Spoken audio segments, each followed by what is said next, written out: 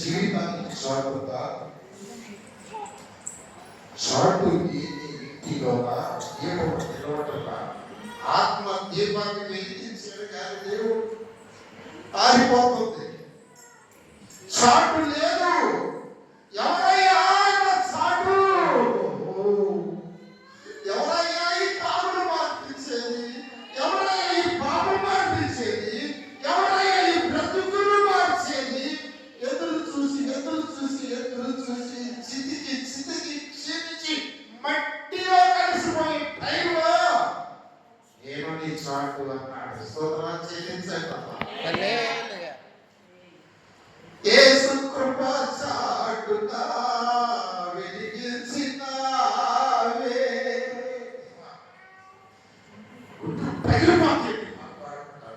సచ్చి మట్టిలో కలిసి పురుగులకు ఆహారమైపోవలసిన ఈ శరీరాన్ని మరలా జీవితాన్ని జీవించు అన్నాడు.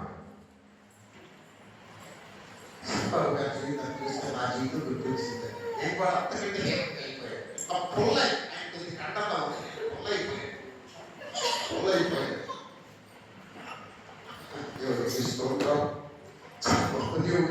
ఓకే, వాక్యంలో చెప్తా అయిపోయింది కనుక ఒకసారి చదువు కీర్తన మార్గం అని చెప్పి మాట్లాడతాను. చూడండి, 20 నుంచి చదువుకుంటాం. 20 నుంచి చదువుకుంటాం. ఆయన పంటను కొట్టగా నీరు ఉడికేను, నీళ్లు కాలువలై పారాడు. ఆయన ఆహారం ఎక్కడా? ఆయన తన ప్రజలకు మాంసం సిద్ధపరచగలడా?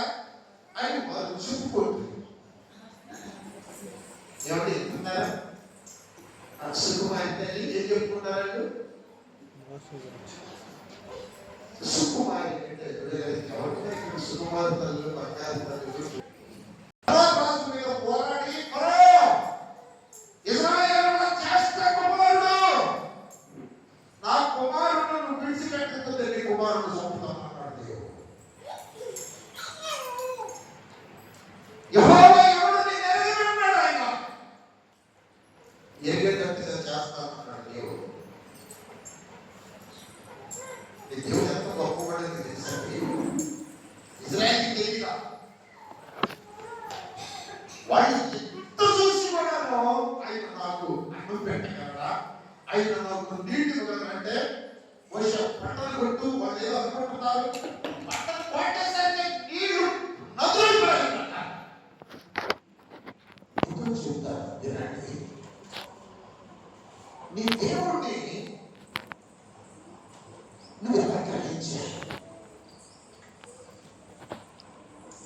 నీ దేవుడిని నువ్వు ఎలా స్వీకరించావు? దీన్ని బట్టి నీ జీవితంలో అభివృద్ధి ఉంటుంది. నీ దేవుడిని నువ్వు ఎలా గ్రహించావు? రోమరు దినాల్లో ఆ దేవుడిని వాళ్ళు ఏమనుకున్నారంటే, ఆయన మాట్లాడుతూ ఉంటే ఆ వర్షం అనిపిస్తాడా, ఈ నోమకు పిచ్చోడా దేవుడు పిచ్చోడా అనుకున్నారు. ఈ రోజుల్లో కూడా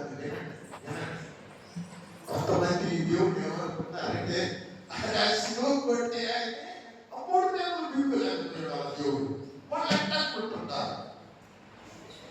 నేనెట్లా అనుకుంటున్నానంటే, భయంకరంగా సాగుకి సిద్ధమయ్యి తావుడు కోరుకోలేక, దేవుడు కోరుకోలేక, పైకి మారిన వ్యక్తులైన రౌడీలతో బ్రతుకుతో ఆ జీవితాన్ని నాశనం చేసుకుంటున్నటువంటి ఒక ఘోరమైన పాపిని రక్షించి ఆ పిల్లమైన దీవెన వచ్చి వాగ్దానాలు ఇచ్చి ఉన్నతంగా లేపగలిగిన దేవుడు నేను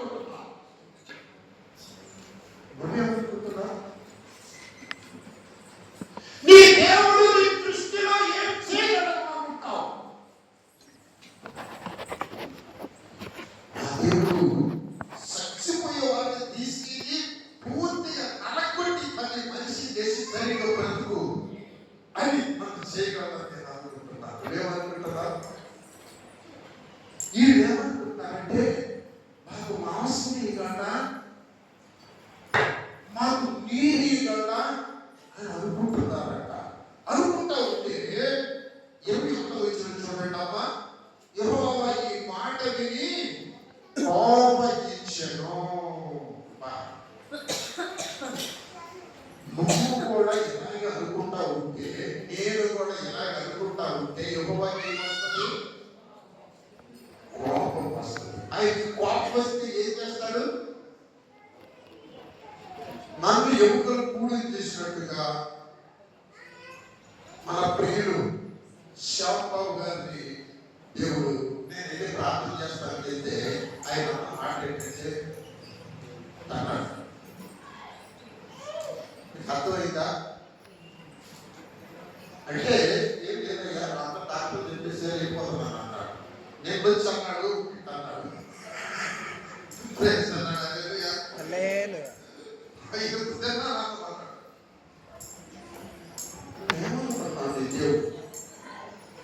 దేవుడు ఏం చేయాలంటున్నావు నీ జీవితంలో? అన్నం పెట్టాడా? నేను లేకపోయాడా? నేను ఒక ప్రయాణం చేశాను. నా దగ్గర ఒక దాసి ఉంది కానీ దాన్ని పెట్టేది, దాన్ని పిల్లలు ఉంటే ఆ పిల్లలు మనం తీసుకుని దాన్ని నిలబడడం అలా అనుకుంది. ప్రైజ్ లార్డ్, హల్లెలూయా. ఆ దేవుడు పిల్లలు తెస్తాడు. అవమానం ఎందుకు అన్నా, నీకు ఎందుకు పిల్లలు చెప్పు అంటే మరే అవమానం చేసి ఎందుకు గారికి అంతగా ఉంటాయా అంటే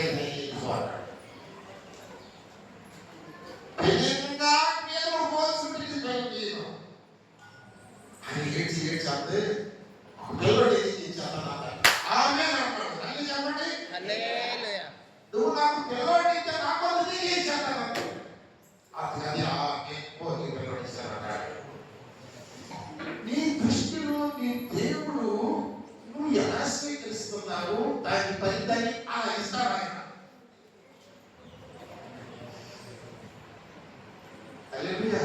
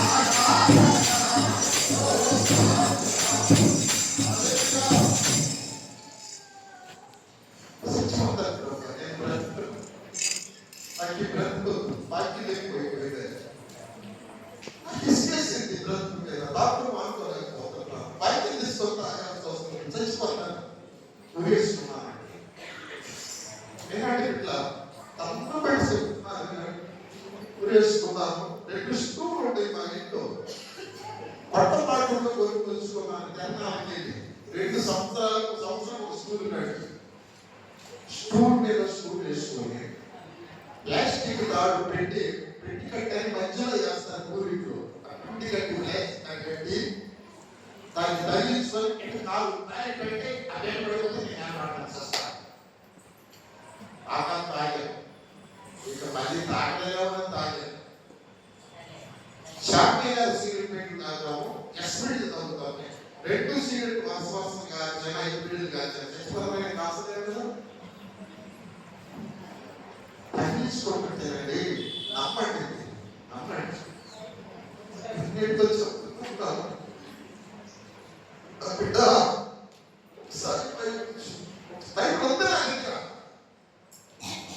ఒకసారి ఒక్కసారి చూడు, రెండో స్వామి ఉంటుంది కానీ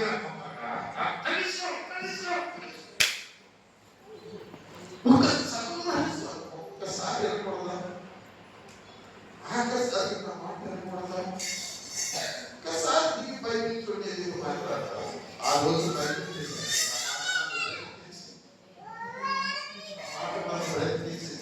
ఆ మాట చదివిన తర్వాత నేను నిన్ను పుట్టం వేశాను, ఇబ్బందుల్లో నేనే నేను పరీక్షించాను, నేనే యారు చేశాను. మత్తు దిగిపోయింది. అప్పుడు చేసే ఏడ్చి ప్రార్థన నా జీవితంలో ఎన్నడూ చేయడం నాకు చేశాను. ప్రభువా, ఒక శవంలాగా నన్ను తెచ్చి నేను చేశాను చెప్తున్నావు.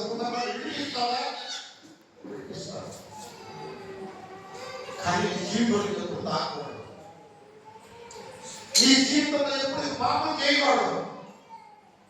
కోసం బ్రతుకుతావా? సత్యవాడిని బ్రతుకుతానయ్యా అని ఆ రోజు నా దేవుడితో మాట్లాడేందుకు ఆయన నాకు వాగ్దానం ఇచ్చాడు. హల్లెలూయా చెప్పండి అమ్మా, హల్లెలూయా. నాకు బతికించాడు, ఇంకా బతికించాలని ఆశ. బతికించినవాడు మామూలుగా బతికించలా. నాకే సమస్య వచ్చినా నాకేం పట్టదు, ఆయనకే చెప్తారు. నాకేం తెలియదు ప్రభా, వేరు చూసుకో. నేను కాదు నా కుటుంబాన్ని, ఎందుకంటే నా దృష్టిలో ఆయనే నాకు రాజు, నా కుటుంబానికి ఆయన యజమానుడు, నా హృదయం సింహాసనం మీద ఆయన్ని నేను రాజుగా కూర్చోబెట్టుకున్నాను. ఆయన ఏది చెప్తే అదే చేయాలని నా ఆశ. నా సొంతంగా ఏది చేయాలని నాకు ఆయన తెలుసు.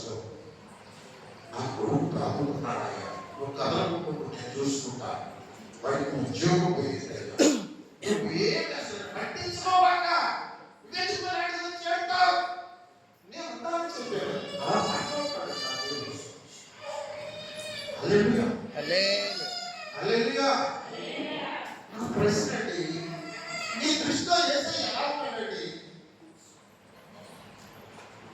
ఆయన రక్షకుడు, ఆయన నా కోసం ప్రాణం పెట్టాడు. ఆయన క్రిస్మస్ లో కొడతాడు, ఉయ్యాలు పెట్టేస్తాడు, లాయి లాయి లాయి లాయమ్మ లాయి అంటాడు.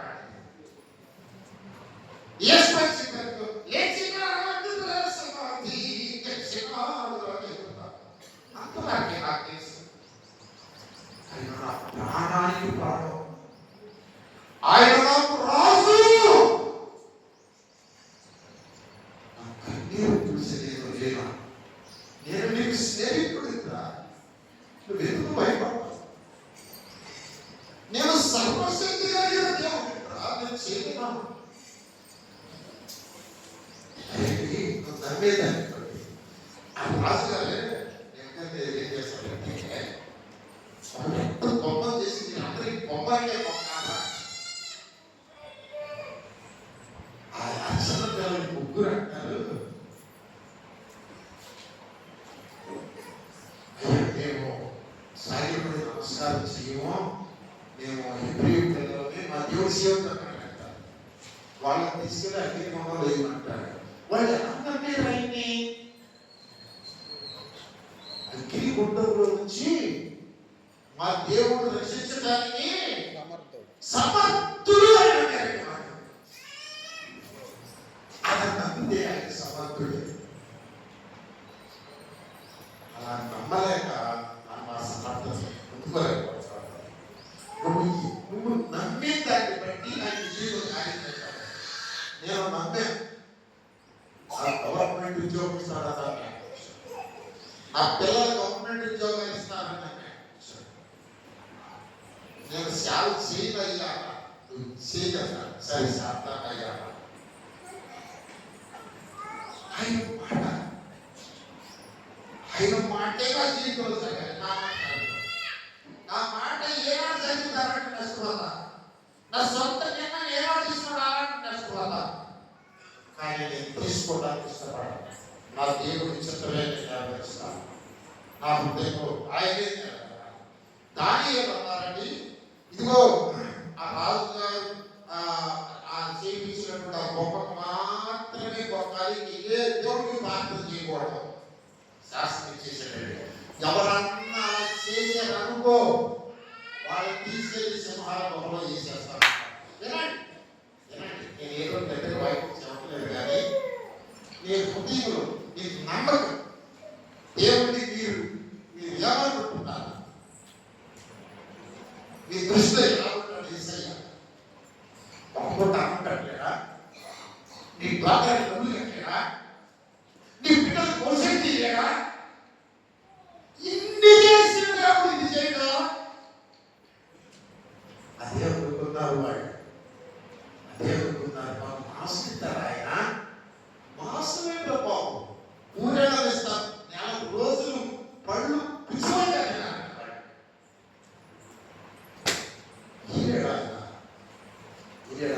ఒక మాట నాకు ఆశ్చర్యం కలిసి ఒక మాట ఏంటంటే, చూడమ్మా 23వ వచనం చదవండి ఒకసారి. చేస్తాను నేను త్వరలోనే. 23వ వచనం. అయినను అక్కడ ఏంటి? అయినను అనడానికి అర్థం ఏంటి?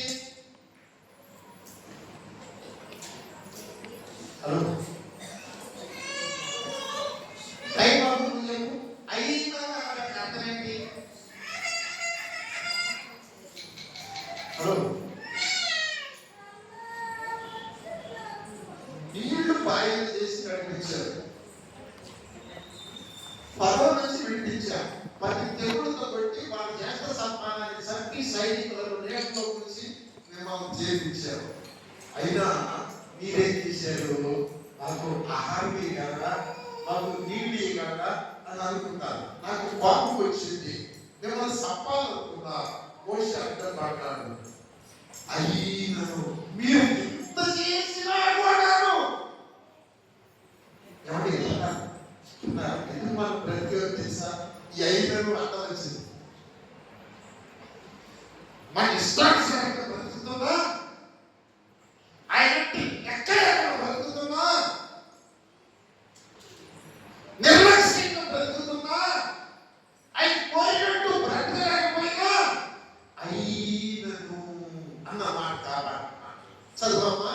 అయినను పైనున్న ఆకాశములకు ఆజ్ఞాపించెను, అంతరిక్ష ద్వారములను తెరిచెను, ఆహారములకై వారి మీద మన్నాను కురిపించెను, ఆకాశ ధాన్యములు వారి దగ్గర. హల్లెలూయా. రెండు చేతులతో ఒకసారి బ్రతికిస్తుంది. ఇంకా నువ్వు నేను బ్రతికుంటామంటే, మన బిడ్డలు క్షేమంగా ఉన్నారంటే, ఒక రోజు నీ జీవితంలో నా జీవితంలో నడుస్తుందంటే ఈ అయినా వచ్చింది. నువ్వు నాకు ఇష్టంగా బ్రతకపోయినాను, నువ్వు నన్ను తిట్టినను, నువ్వు నా మాట లెక్క చేయకపోయినాను, నీ బిడ్డలనే, నీ కుటుంబాన్ని, నీ పట్టణే, నీ పొలాన్ని, నీ వ్యాపారాన్ని, నీ ఉద్యోగాన్ని, నీ బ్రతుకు నేను చూసుకుంటున్నాను. అయినను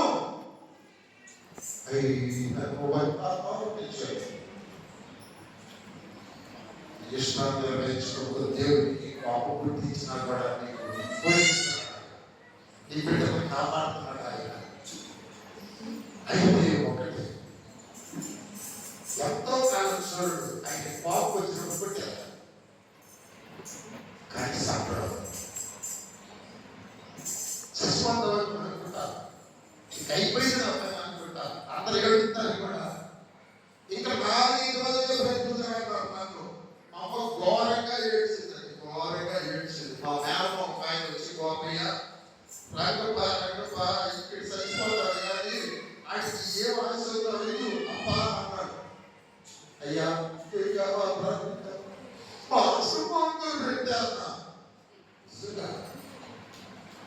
పెట్టి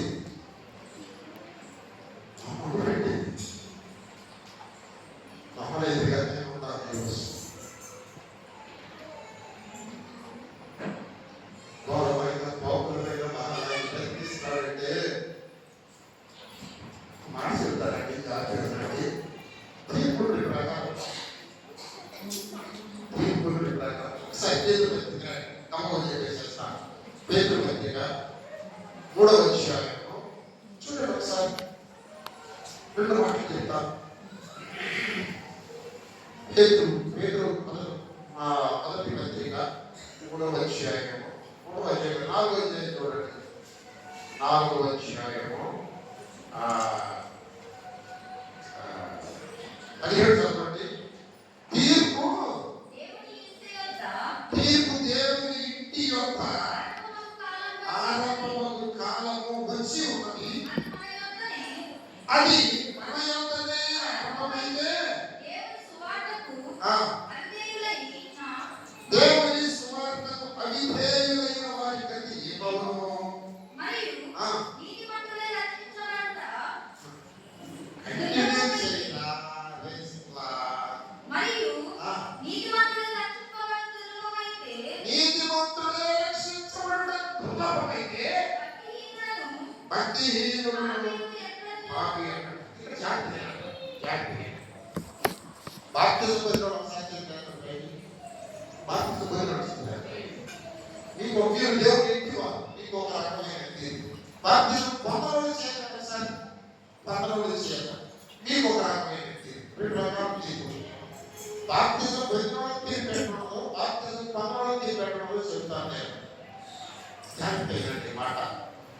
తీర్పు దేవుని ఇంటి వద్ద ఆరంభమవుతుంది. ముందు ఎవరినట్టు కొట్టేది బాప్తిజం పొందినట్టు కొడతారు. నన్ను కొట్టినట్టుగా, శాబాబు గారిని కొట్టినట్టుగా. ఇక్కడ చాలా మంది కొట్టారు. వాళ్ళ పేరు పెట్టి బాధపడతారు. ఎక్కడా కొడతారంటే చచ్చిందా కొడతారు.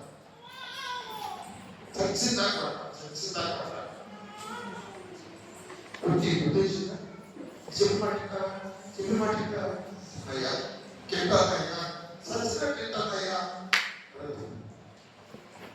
అది దేవుని బిడ్డలకి ఇచ్చే శిక్ష.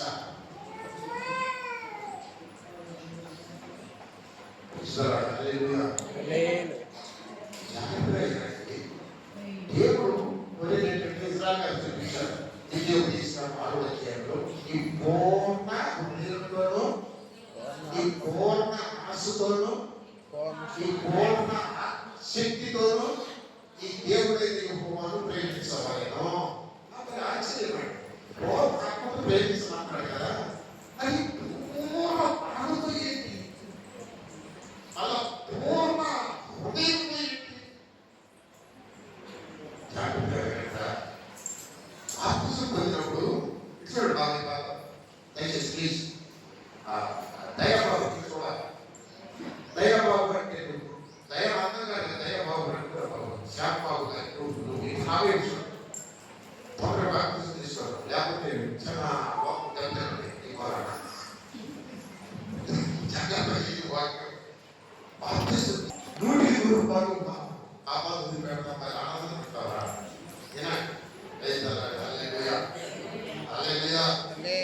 ఆ రోజు మా ఓటు తీసుకుని సాధించాడు. వింటున్నారంటే ఈ సేవ ఏమో నాకు తెలియదు. ఒకరోజు కనిపించాను. చాలా వచ్చింది. అబ్బో ఇది బాబు ఏముండే బాబు అని చెప్పేసి మానేసేసాను. 2 రోజు మళ్ళీ పీక్ వస్తానంటే పీక్ మళ్ళీ తీసా. మళ్ళీ ఇట్టన్నా ఊరి ఒక గంట చూసా. ఏమండి ఒక గంట చూసా. మళ్ళీ ఆడ పెట్టాను. పైపు తీసుకున్న కాసేపు ప్రార్థన చేశా. 3 గంటలు చేశా. దేవా ఏదో తేడా కావాలి.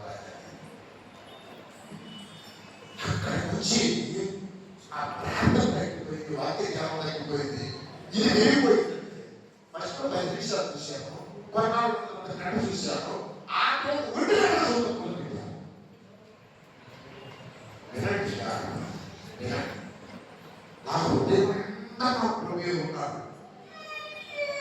ఇది గొప్పగా మా సన్నోడు తెచ్చాడంటే ఇది 10% చేయలేదు. 10% 50% అయిపోయింది. సగం ఇది చేయలేదు. సగం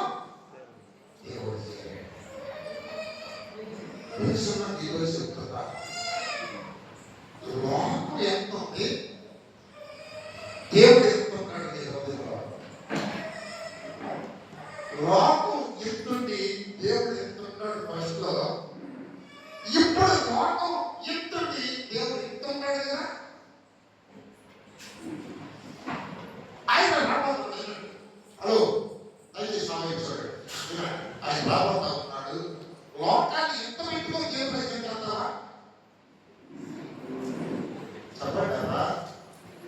లోకాన్ని ఎక్కువ పెట్టుకొని ప్రతి వారి చెత్త హృదయంలో దాచుకొని దాన్నే రాసుకోకుండా దాన్నే చూసుకుంటూ దాంట్లో ఆనందిస్తూ ఇంత ఒక్కరో దేవుడిని విశ్వాసంతో బతకాలి వెళ్ళగలవా? ఎవలేదు. మరి ఏం చేయాలి దేవుడు? చెప్పండి, ఏం చేయాలి?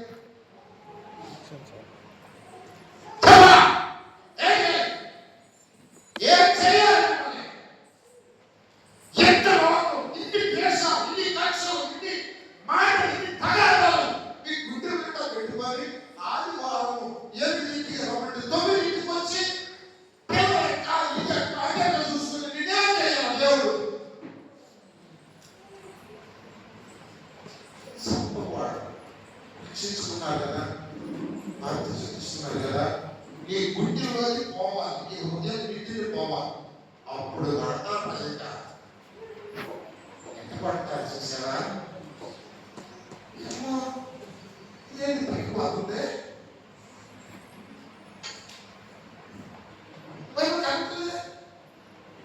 ఏమైపోయింది?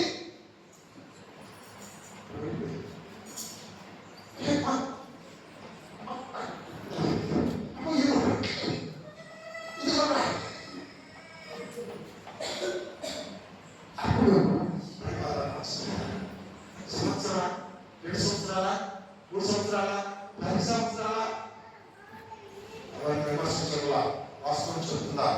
నువ్వు మారిన దాకా, నువ్వు ఒప్పుకున్న దాకా, ఈ బ్రతుకు పూర్తిగా క్షమాపణ చేసిన దాకా, నువ్వు చేసిన పాపాలన్నీ ఈ హృదయంలో లోకమంతా కూడా పూర్తిగా మారిపోయిన దాకా కొడతావు ఆయన. నన్ను తీసుకోండి కదా. నేను చెప్పే మాట 100%. నీ గుండెలో 100% వల్ల దేవుడు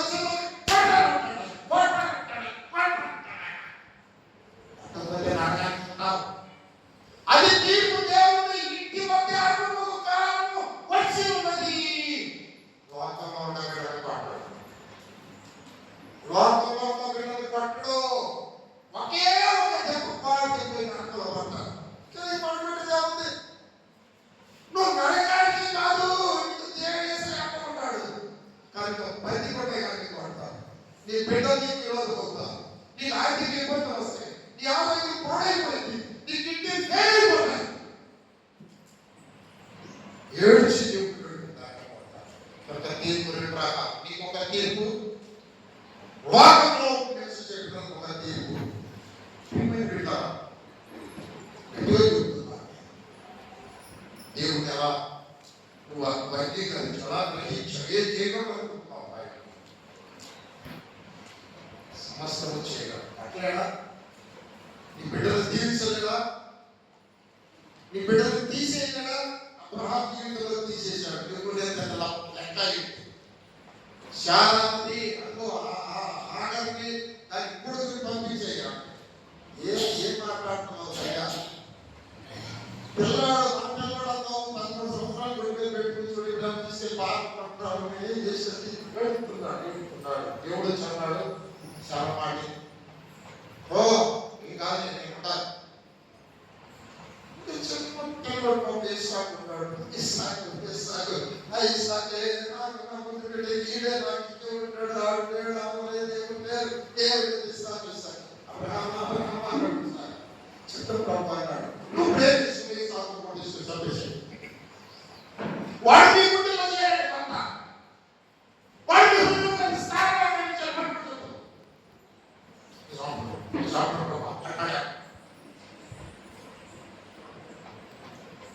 దేవునికి వేరుగా హృదయంలో ఏది ఉంటా కూడా తీసేస్తాడు. అందుకని తీసి ఉండే దేవుడు. హల్లెలూయా, హల్లెలూయా. ఉండే యేసు ఉంటే కల్వీరే వచ్చాడు. గుడిలో